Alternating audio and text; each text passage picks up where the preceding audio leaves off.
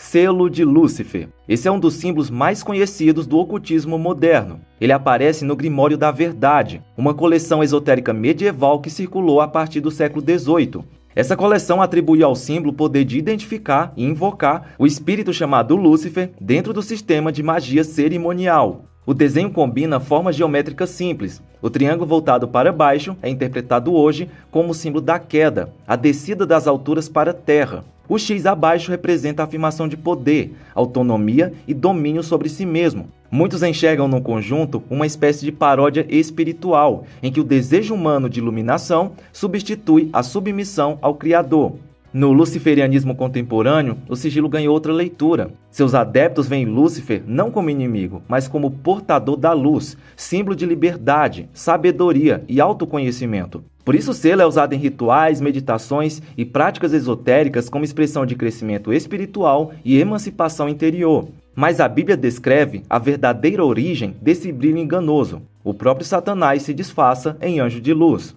Bafomé. Poucos símbolos representam tão bem a filosofia da rebelião espiritual quanto essa figura andrógena, meio homem e meio bode. Criada no século XIX pelo ocultista francês Eliphas Lévy, a imagem do Bafomé se tornou uma das figuras mais influentes do esoterismo moderno e inspirou o símbolo oficial da Igreja de Satanás. À primeira vista pode parecer apenas um desenho místico, mas cada detalhe foi criado para expressar o oposto da ordem estabelecida por Deus. O Bafomé combina aquilo que o Criador distinguiu, masculino e feminino, humano e animal, luz e trevas, céu e inferno. Suas mãos apontam para cima e para baixo, representando o lema hermético, assim em cima como embaixo. A negação simbólica da separação entre o Criador e a criação. É uma figura que celebra a mistura, a confusão e a inversão, apresentando o caos como se fosse sabedoria.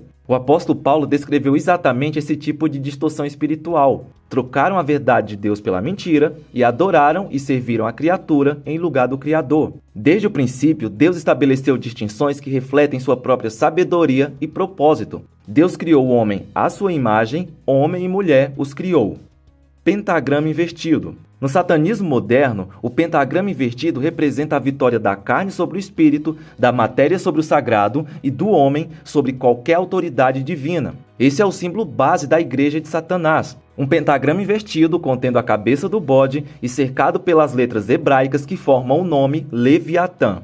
A intenção é clara: exaltar a natureza humana como padrão absoluto, rejeitando qualquer padrão moral que venha de Deus. O que era harmonia se torna rebelião. O que era ordem se torna inversão. Essa mensagem não é nova. Desde o Éden, a tentação sempre foi a mesma: colocar o eu no lugar do Criador. Viver como se a vontade humana fosse superior à de Deus. É a filosofia da autossuficiência travestida de espiritualidade. O apóstolo Paulo descreveu esse conflito com perfeição. A carne luta contra o espírito e o espírito contra a carne, porque são opostos entre si.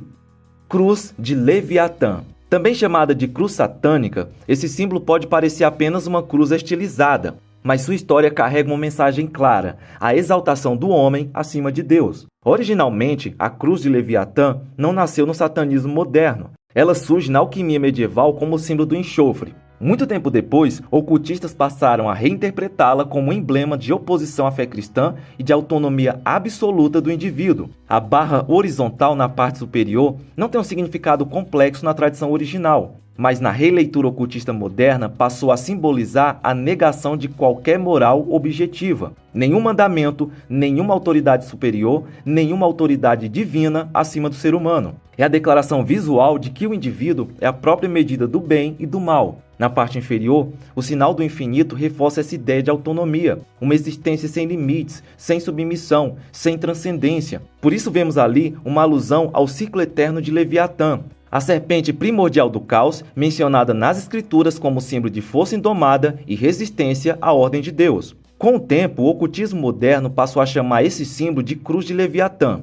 transformando o antigo sinal alquímico em um manifesto visual da filosofia satânica. Ou seja, no fundo, é apenas a mentira antiga do Éden redesenhada com linhas modernas. Sereis como Deus, conhecendo o bem e o mal. Cruz invertida. Ela é amplamente reconhecida hoje como um símbolo de oposição à fé cristã. Em contextos satânicos ou anticristãos, ela expressa a rejeição à autoridade de Cristo e a inversão dos valores do Evangelho, uma provocação ao símbolo mais sagrado do cristianismo. Há, porém, uma tradição muito antiga que associa esse formato à morte do apóstolo Pedro. Escritores cristãos dos primeiros séculos, como Orígenes e Jerônimo, afirmam que Pedro teria sido crucificado de cabeça para baixo por se considerar indigno de morrer da mesma forma que seu Senhor. Essa história, embora reverenciada por muitos, não aparece na Bíblia e não pode ser confirmada como fato histórico. É uma tradição, não uma doutrina. Apesar disso, o uso moderno da cruz invertida não tem nenhuma relação com Pedro. No imaginário contemporâneo, ela se tornou um símbolo de rebelião espiritual, uma tentativa de inverter o significado da cruz e transformar aquilo que aponta para a salvação em um gesto de afronta. Mas a cruz verdadeira não pode ser invertida no coração de quem crê. Como dito pelo apóstolo Paulo, a palavra da cruz é loucura para os que perecem, mas para nós, que somos salvos, é poder de Deus. Olho que tudo vê. Um olho, um triângulo, raios de luz, parece simples, até você descobrir o que ele realmente comunica. O símbolo conhecido como olho da providência não vem do Egito como muitos pensam. Seu formato atual nasceu na arte cristã renascentista e barroca, onde representava o olhar vigilante de Deus, cercado pelo triângulo da Trindade e iluminado pela luz divina. Era um símbolo teológico, Deus vê, Deus guia, Deus sustenta. Mas com o passar dos séculos, esse significado foi sendo distorcido. Durante o Iluminismo, o mesmo símbolo foi adotado por movimentos que rejeitavam a autoridade bíblica e exaltavam a razão humana como fonte de suprema verdade. Mais tarde, sociedades ocultistas reinterpretaram o olho como sinal de consciência elevada, gnose secreta e iluminação interior. Ou seja, não a luz de Deus, mas a própria luz do homem. Assim, o olho deixou de representar a providência divina e passou a simbolizar o conhecimento absoluto que o ser humano acredita alcançar sem Deus. O triângulo, antes símbolo da Trindade, tornou-se para muitos a pirâmide espiritual da autodivinização, o homem tentando ocupar o topo reservado ao Criador. E os raios de luz já não apontam para a glória de Deus, mas para a falsa promessa de uma iluminação que dispensa arrependimento, cruz e obediência. É a velha mentira com um novo desenho: luz sem Cristo, sabedoria sem Deus, poder sem santidade. Mas Jesus declarou: eu sou a luz do mundo, quem me segue não andará em trevas, mas terá a luz da vida. Toda luz que não vem de Cristo é apenas escuridão fantasiada de verdade. Cruz egípcia. Antes do sacrifício de Jesus se tornar o grande símbolo da fé, o Antigo Egito já carregava sua própria imagem de vida e imortalidade, o Anki, também chamado de cruz ansata. Ele aparece constantemente nas mãos de deuses como Ísis, Osíris e Ra, sempre ligado à ideia de vida eterna, proteção divina e poder espiritual. Para os egípcios, o laço superior apontava para a vida que transcende a morte, a força vital que os deuses concediam a reis, sacerdotes e ao povo. Por isso, Anki era colocado em tumbas, templos e rituais, como símbolo da vida eterna dentro da ordem religiosa egípcia. Um fato curioso é que em 2015, arqueólogos encontraram um selo real dizendo: pertencente a Ezequias, filho de Acás, rei de Judá. O artefato trazia o disco solar alado, um símbolo egípcio associado à realeza e proteção divina. Isso mostra a influência cultural e política do Egito na região. Ainda que o símbolo não fosse aceito como forma de adoração, evidencia o peso simbólico egípcio naquela época.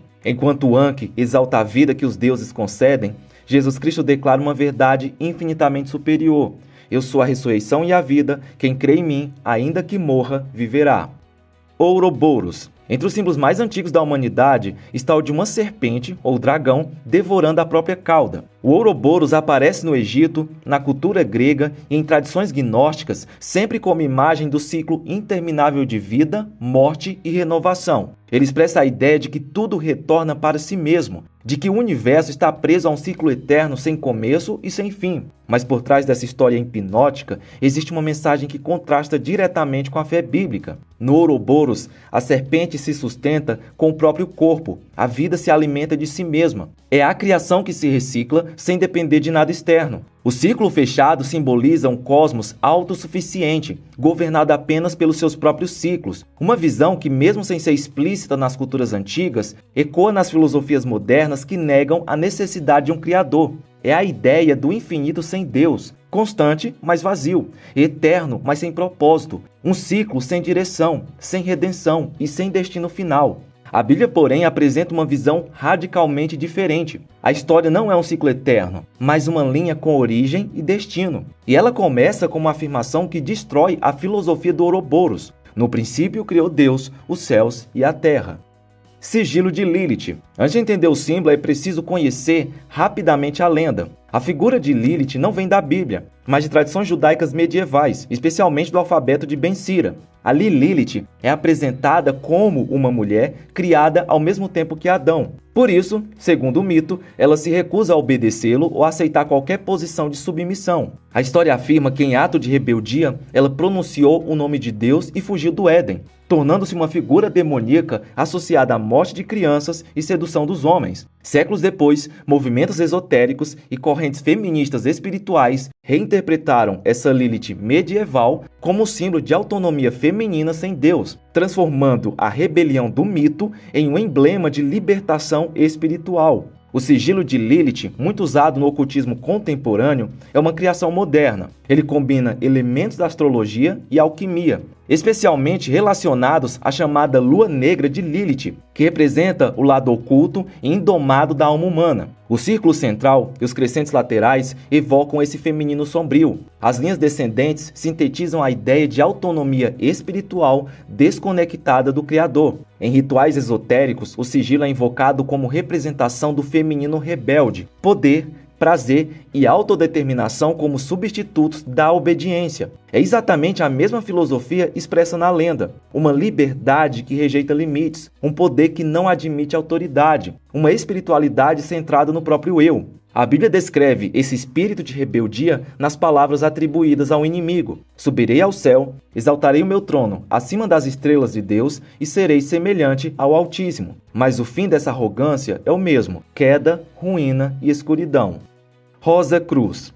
Entre os símbolos ligados ao ocultismo, poucos são tão sutis quanto esse. À primeira vista, parece um emblema bonito, uma rosa vermelha brotando no centro de uma cruz. Mas por trás dessa aparência cristã, existe uma filosofia completamente diferente da fé bíblica. A chamada Rosa Cruz ganhou força no século XVII com a publicação de 3 manifestos anônimos entre 1614 e 1617. Esses documentos anunciavam a existência de uma fraternidade secreta dedicada à reforma espiritual da humanidade, por meio do conhecimento oculto, da alquimia, da cabala e de uma suposta iluminação interior. Não se sabe se essa fraternidade realmente existia ou se era apenas uma obra literária simbólica. Mas essas ideias deram origem ao movimento Rosa Cruz moderno. Nesse simbolismo, a cruz não aponta para arrependimento ou sacrifício. Ela representa o processo de despertar do homem interior, a jornada de autotransformação por meio de conhecimento secreto. A rosa no centro é a alma humana florescendo em sabedoria espiritual, não pela graça de Cristo, mas pela busca mística da própria iluminação.